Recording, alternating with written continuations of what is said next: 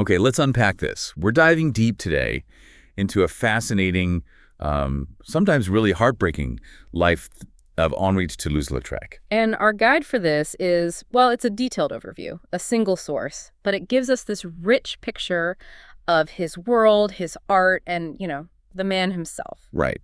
And our mission, as always, is to pull out the most compelling bits, the surprising details from this material, just for you. Exactly.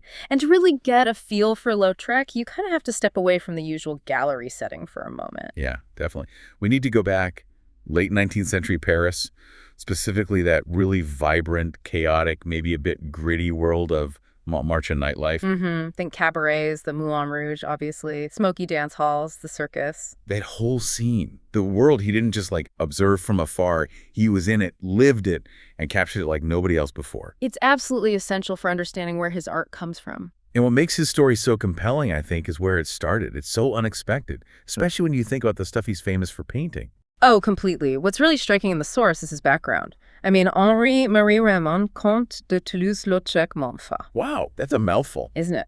Born November 24th, 1864 in Albi. And his family, proper old aristocracy, like counts involved in the Crusades, kind of old. The Crusades, that's seriously deep history. So his early life was what, grand estates? Pretty much. Places like Chateau de Bosque, Chateau de Celeron. He got the typical privileged upbringing, horsemanship, Latin, Greek, the whole package for a young aristocrat. Groomed for a certain life, basically. Exactly. His parents were Count Alphonse Charles and Countess Adele. But there was an early shift. His parents separated after his younger brother, Richard, died in 1868. Oh, okay. And after that, he became incredibly close to his mother, Countess Adele. That bond was, central for his whole life. And his father, the source mentions him too. Yeah, Count Alphonse. Sounds like quite the character. Described as eccentric, always moving around, which apparently made Henri's schooling a bit tricky. There's this amazing quote in the source about him from his father. "If you met my father, be sure that you'll have to stay in the shadows." Whoa. That paints a picture, doesn't it? Yeah. Big personality. Huge, maybe a bit overwhelming. But interestingly, the source also says his father had a positive influence too. He was the one who introduced young Henri to the annual fair and the circus. Ah, the circus. Yeah. Foreshadowing right there. Totally. Themes that became absolutely core to his art later on. And then came the big move. Paris, 1871. Yeah, and that city just changed everything. It wasn't just a place to live. It became his muse, his inspiration. But his life also took a really difficult, dramatic turnaround then. This is the part of the story that's just tragic. Oh. Accidents. Right. The source details two specific incidents that completely altered his physical development. First, May 1878, he's just 13, and he breaks his right femur. Just getting up from a chair. Just getting up from a chair. That tells you something about his bones, doesn't it? It really does. Then, barely a year later, August 1879, he falls into a ditch, breaks his left femur. Oh, no. And the consequence of those two breaks was huge. Life-altering, absolutely. His legs basically just stopped growing. They stayed about 70 centimeters long, while his torso developed normally. And his bones healed incredibly slowly.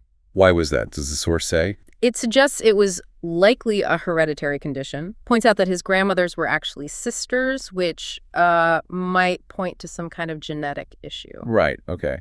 And this physical difference, it wasn't just about his height. The source says he ended up being about 152 centimeters, just under 5 feet. Yeah, around that. But it fundamentally changed his path. The source is clear. It stopped him from doing all the usual aristocratic things. Like military service, hunting. Exactly. No leading the hunt, fewer prospects for a traditional marriage, continuing the family line in that expected way. It just wasn't going to happen for him. That must have been incredibly isolating. And the source mentions he faced ridicule, too. Yeah, sadly. It says navigating serious romantic relationships was really hard for him because of how people reacted to his appearance. But he didn't just, hide away, did he? No, not at all. The source highlights how he compensated, developed this really sharp sense of humor, became known as a great conversationalist, witty, even used self-irony about his situation. Building a different kind of strength? Seems like it. He found ways to engage with the world just on his own terms. He apparently said later that if it weren't for the injuries, he might have liked to be a surgeon or maybe an athlete. It's interesting.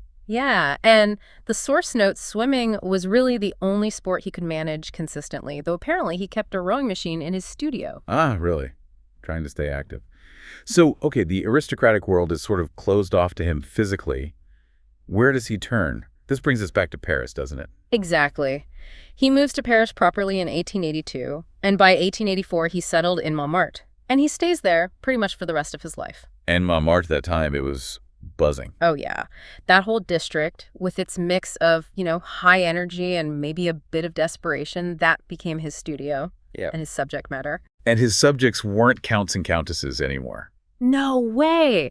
The source paints this really vivid picture of the places he hung out in, the places he painted, brothels, the famous cabarets, Moulin Rouge, Moulin de la Galette, the Circus, theaters. And the people in those places became his focus. Absolutely. Those unforgettable characters who lived that life. Dancers like Louise Weber-Laglou, she was called. Yep. Wild high kicking. Right. Lagoulou, iconic.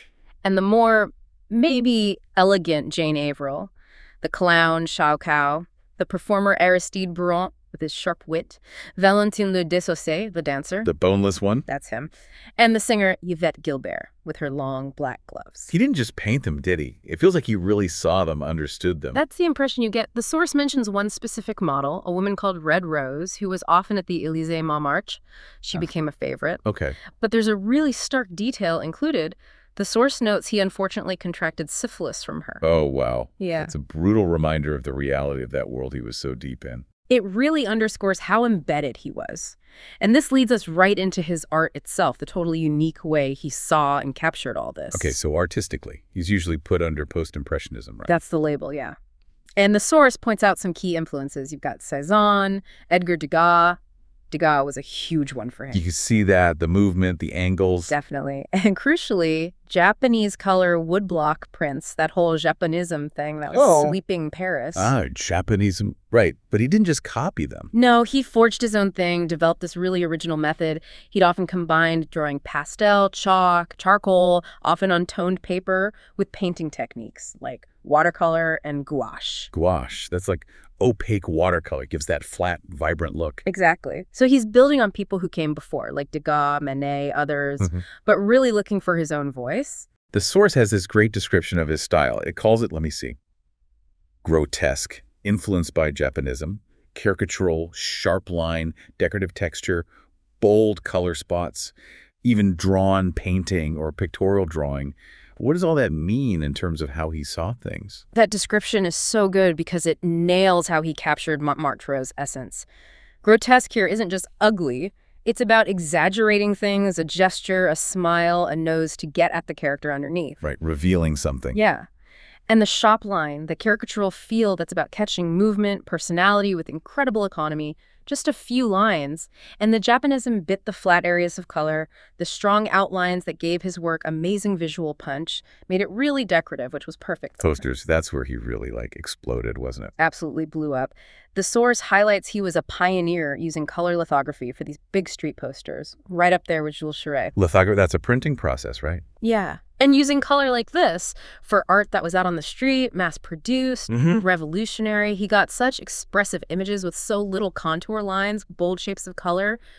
Again, you see that Japanism influence? This wasn't just advertising. It was art for everyone. And his Moulin Rouge connection is legendary. Totally. The source confirms they actually commissioned his very first poster, and it became instantly iconic, defined the look of the club, maybe even the whole era. They even had two of his paintings hanging right at the entrance. So he wasn't just depicting that world, he was shaping its image. He really was. What? But for all the vibrancy in the art, his own life, well, it was getting darker, more consumed by his struggles. Yeah, the source is pretty clear about his battles with alcohol and drugs.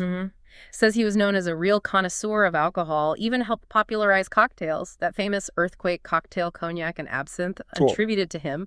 Though the source does note the mix itself existed before him. Right, but the association stuck. And these struggles, they took a heavy toll. Tragically, yes. Compounded by the syphilis. It all led to him dying incredibly young. Far too young. September 9, 1901. He was only 36. And he passed away back at his family castle, Chateau Malromé, with his mother, which is quite poignant, brings it full circle. It really does. But even in that short life, less than 20 years of really active work, his output was just staggering. It's unbelievable. The source actually lists the numbers: 737 paintings, 275 watercolors, 363 prints and posters, over 5,000 drawings, plus ceramics, stained glass. Wow. Just incredible productivity, capturing that specific moment. An immense body of work. But it's interesting, the source points out that during his lifetime, the reception wasn't always great. Really? He exhibited, but critics weren't keen. Largely unfavorable, it says. Why do you think that was? Was it the subject matter? Too lowbrow for them? Or the style? Well, the source doesn't spell it out, but you can guess it was probably a mix of things. Yeah. His subjects, brothels, dancers, the underbelly of nightlife, maybe wasn't considered proper high art by the establishment then. Yeah. And his style, too. Those caricatural bits, the flatness, the influence from prints. It was so different from traditional academic painting. It wasn't pretty or idealized. It was raw, observant, maybe too raw for some. So the real recognition, the appreciation we have now, that came much later. Much later, yeah. The source mentions the museum dedicated to him in Albi, his hometown, that opened in 1922, and big exhibitions like one in Moscow in 2008. That shows how his standing has grown over time. His influence is just undeniable, though, not just in art history, but in how we actually picture that whole Belle Époque Paris scene. He still pops up in films and shows about the era all the time. He basically gave us the visual language for Montmartre nightlife. He defined it. So let's try and wrap this up. We've journeyed from this unexpected aristocratic start through the physical tragedies that reshaped his life into his complete immersion in the electrifying world of Montmartre. Yeah, and how he created this utterly unique art that chronicled that world like no one else. And I think the key thing to take away for you listening is how connected all those pieces were. Right. His physical challenges, being kind of an outsider to the world he was born into, it didn't just hold him back. You could argue it pushed him towards the very world he ended up immortalizing. His unique perspective, shaped by everything he went through. Exactly, and let him see and capture the energy, the character of these people and places with this authenticity that maybe baffled critics at first, but it just resonates so strongly today. Knowing his story, knowing the personal struggles behind those vibrant, famous images, Yeah. it really does add another layer, doesn't it? Changes how you look at one of his posters for sure. Absolutely. It stops being just a picture and becomes this window into a specific life, a specific world, seen through this very particular, very human lens. And here's something to think about as we finish this deep dive. The source quotes a description of him. How much life and what joy of color was hidden in this small, unfortunate man? Just consider that contrast for a moment, the intense, sometimes dark, chaotic world he painted with so much life and dazzling color, versus the personal pain, the physical difficulties, the ridicule, and ultimately that tragic early death he faced. Does knowing the story of this small, unfortunate man, as the quote puts it, change how you see the joy of color in his art? Something to mull over.